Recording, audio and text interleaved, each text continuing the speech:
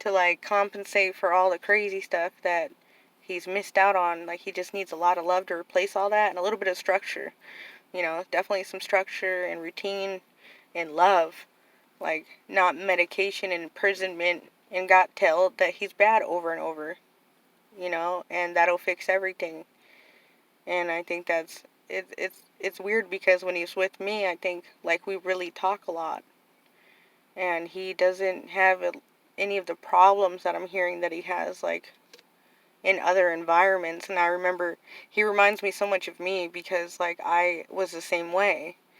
Like, I would act out around certain people, but I had this friend's mom. It was my best friend at the time. Her name was Sam, and her mom, Kat, like, was kind of like my safe house. And so I was kind of disrespectful, everywhere I went, and people would say, "Oh, she's talks trashy or acting trashy or whatever." But, like, when I was at Kat's house, I didn't mess around. I respected her because she respected me, and she made me feel loved. But she also had that, like, structural dominance where, like, one time I did mess up with her, and I snuck out of her house with her daughter, and it was back before cell phones, and she was paging her landline, and then she had realized we weren't in the room. But when we got back, instead of flipping out and getting angry, she looked at both of us and she said, I'm so disappointed in you, and I know that we have better of a relationship than you guys pull in this here, and I am so disappointed in you. And let me tell you, that crushed my soul. Like, and I had been, my mom caught me sneaking out before, and she met me on the, when I got in the window. She spanked me with a spoon, and I was like, "No, Mama, no!" And mind you, my mom needed to whoop my butt with the spoon because I was being bad. I don't blame her for any of that. Um, but it was a different type of. With my mom, I was like, "Oh, dang, that hurt. She got me with the spoon." And then I kind of got over it. It was like one of those things where it's like, "Oh, the spoon hurt. It's over. All right, I'm gonna be bad again." But with Kat, when she said, like, "I'm so disappointed in you," like, I never did nothing at her house again. I never, like, broke any rules again because I was just like, I felt so bad because she was right.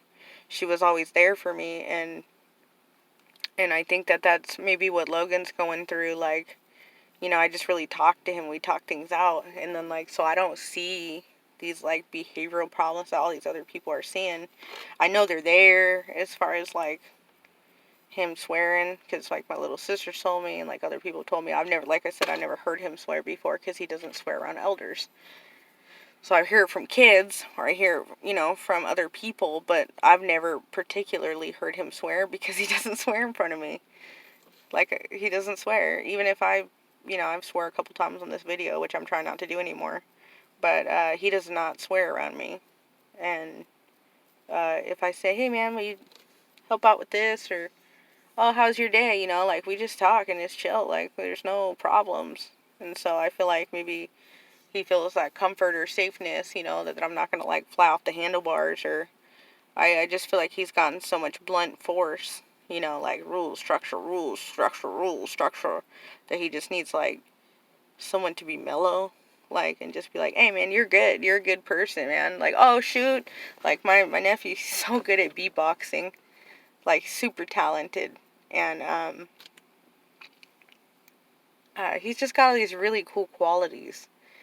And I know, like, even with me and my little sister, I know, like, even raising her, like, you forget to remind the kids of those qualities. Like, me and my little sister, I've had to be her sister and her mom, and a lot of times I'm like, "Hey, man, your grades are bad," or this, or, "Oh, man, your room's stinky. Clean your room, man. What the heck?" But, I always try to remember to, like, tell her, it's different when you're an aunt, or that full-time parent. You kind of forget to do those things. And I've done it with her, where I've been like, "Oh, man, like, I haven't told her how great she was in a while. Like, I feel so bad because, like, my little sister's amazing." And then I think about it, like, damn, I haven't told her how great she is. I need to do that to make sure that she knows that, even though I've been harping on her about the laundry, or harping on her about the this or this, that it's not all bad. Like, I need to tell her that she's good because she is. And I need to tell her how great she is because it's important. You know, it's important for people to feel good about themselves when they know that people like them and value them. And I always try to remember, like, oh, don't forget to let her know that you value her. And with my nephew, it's a lot of structure. You know, even before the school, you know, it's like, you know, you need to do things this way. You need to do things this way. You need to do things this way. And you know, I think because my sister and I, you know, where we came from, you know, we came from a very bad background, very bad family. Our family is very broken, and um, we've both been abused. Like, both our parents had addictions. Um, our father wasn't around, and then he was very verbally abusive, put you down a lot, and physically abusive. And our mom was like on drugs a lot. And when she was sober, she was the best mom in the world. But when she was that other person, she was, you know, I always said there was the mom and then there was the addict, you know. And so I think with my sister, you know, through our childhood trauma, really fears my nephew's gonna be like this bad kid. And I keep telling her, hey man, that's just like, you can't predict the future, you know, like there's, you know, just live in the moment and know that he's good now, you know, like, and just be there in the present. Because, you know, there's parents like that do all the right things, and they're like such a great family, and then for some reason their kid turns into, you know, turns to drugs, or and they just don't know where they went wrong. And so it you know, as much as different parents beat themselves up, it really doesn't matter. At the end of the day, it's going to be that love and the support that you give those kids, and, you know, how you handle situations, and the confidence and the ethics that you build up in them, you know, that'll guide them from that. And then, you know, addiction's like a whole different bracket. You know, opiate addiction has hit every freaking person of every single class, so you can't even define that drug. You know, people have gotten 2 surgeries and then came out like addicted to opiates. And so it's like, you know, you can try to safeguard your kid all you want, or put them into boot camp. And this is for all the parents that want to put their kids into these like behavioral schools. You know, and I took child psychology, and I've also worked at Raymond Hall. And you know, it was my dream to open up a shelter for teens, because we didn't have one here in Tacoma. We do now.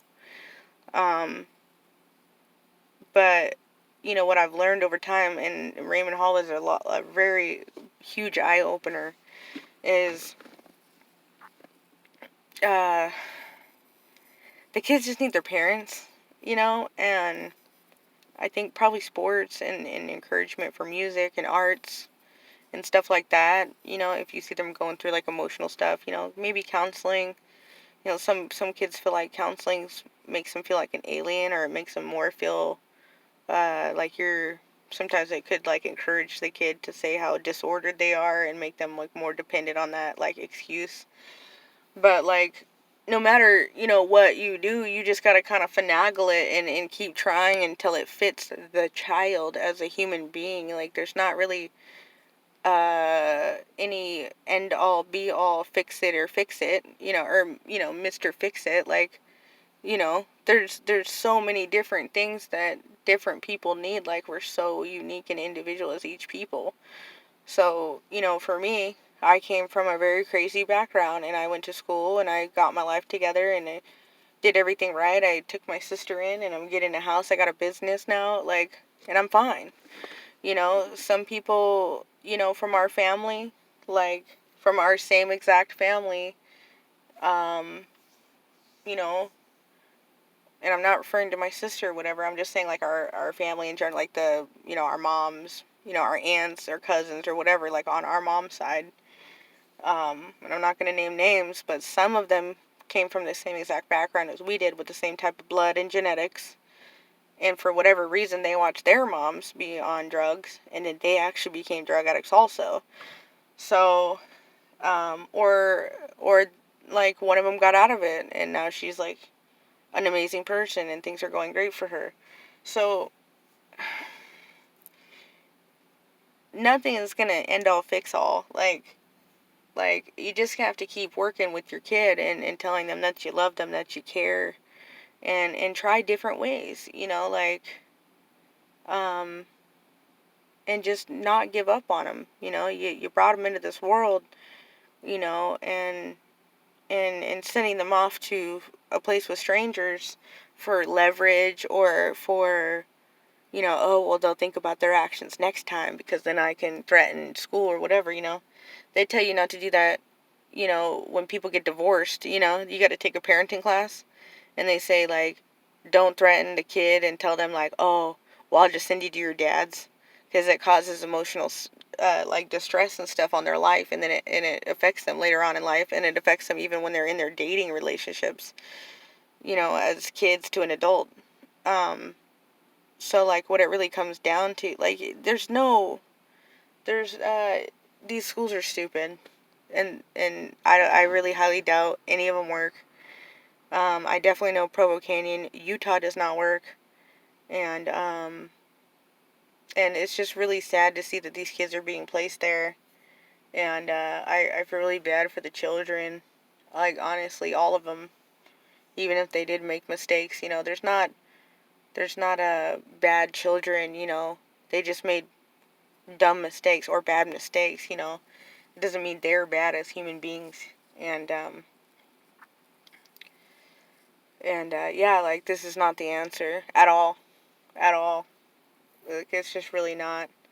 If you want to help your kid and your kid's out of control, find a therapeutic, like, talk about your feelings, lovey-dovey, like, or like some sort of like growth camp, or like art camp, or something like that's positive, that you can get phone calls, they can call you, like, and it's a positive, fun place to be.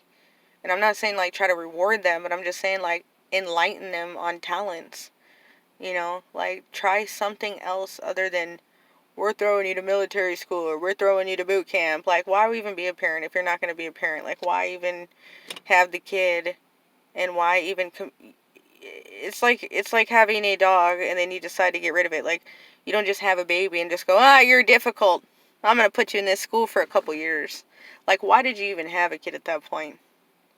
Because when you decided to have that baby and you decided to birth that baby, you decided to put that human being into the world, and you made a commitment to them. And not just till they're 18, for the rest of their lives. When they're 30, when they're 40, when they're 20 and they have their first kid, or when they get married, or they call you, they got a divorce. Like, you're supposed to be there for, as long as you can until you get old. Like, you made a commitment. You made another you. You made another human being, and they didn't ask to be here. You brought them here. You made that choice. So, I'm just like the other people in the video. Don't send your kid to these schools, because it's happening now. It's 2021. My nephew's in there right now. He's stuck, and now I have no communication with him. And let me tell you, they thought that I was acting out when I could talk to him, and they're gonna see a whole nother side to me when I can't, because, like, I just feel like this is so wrong, and nobody is hearing him cry, and like, I do, and I hear him, and I'm not gonna stop fighting until he's out. My sister's gonna hate me for it, and I love her, and I hope we can get over this and get through this. And one day when we're old, we'll talk crap to each other and laugh and hit each other with canes. And I hope she'll forgive me one day. But I made a promise to that kid, and I'm not gonna stop, and because I know it's the right thing to do, and I know that this is not his fault, and I know. I know. So, alright, this has been a long video, and I hope that at least some of you have watched it all the way through. And if anybody famous or powerful in any type of way, a lawyer, would be great to contact me. My name is Trisha Leon. You can find me on Facebook. I have a work one and then a regular one. If there is anybody powerful out there listening to this, please help my nephew, like, in his rights. Like, I just feel like he has civil rights, or, like, I don't know.